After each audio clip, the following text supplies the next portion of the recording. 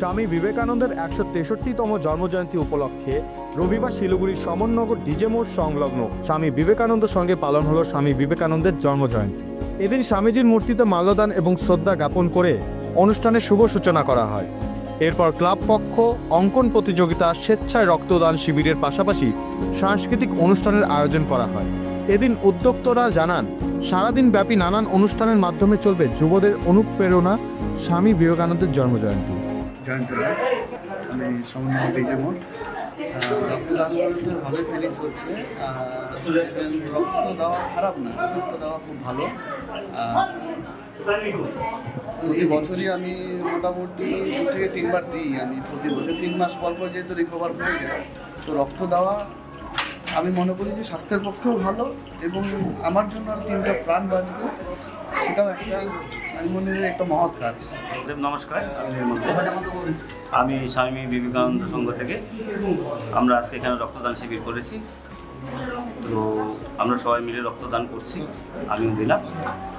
তো আমরা 3 মাস পর পর রক্ত দিতে পারবো। আর পরে যারা আছে 20 বছর বা 17 বছর 18 বছর এরা রক্তদান করতে পারে। রক্তদান করা ভালো। রক্তদান আমরা অনেক প্রয়োজনের উপকার করতে পারি, অনেক প্রয়োজন যান বাঁচাতে পারি, এইটাই। আমি পলাশ রায়, আমি স্বামী বিবেকানন্দ ক্লাবের সেক্রেটারি।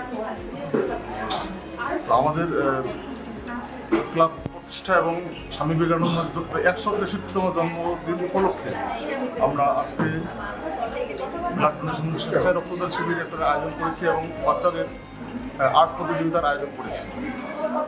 তো এখন অবধি আমাদের মোটামুটি 40 ওভার হয়ে গেছে। মানে তো আপনারা আসুন, আমাদের এই প্রোগ্রামে সামিল হন এবং আমাদের এই উদ্যোগকে সাফল্যমণ্ডিত করে তুলুন। আর সঙ্গে আমাদের সন্ধ্যাবেলায় আমাদের ক্লাব প্রাঙ্গণে এক কালচারাল প্রোগ্রামের আয়োজন করেছি।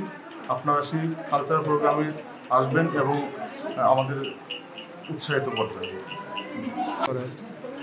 আমাদের এখানে আজকে আমরা অঙ্কন প্রতিযোগিতাও করেছি। তো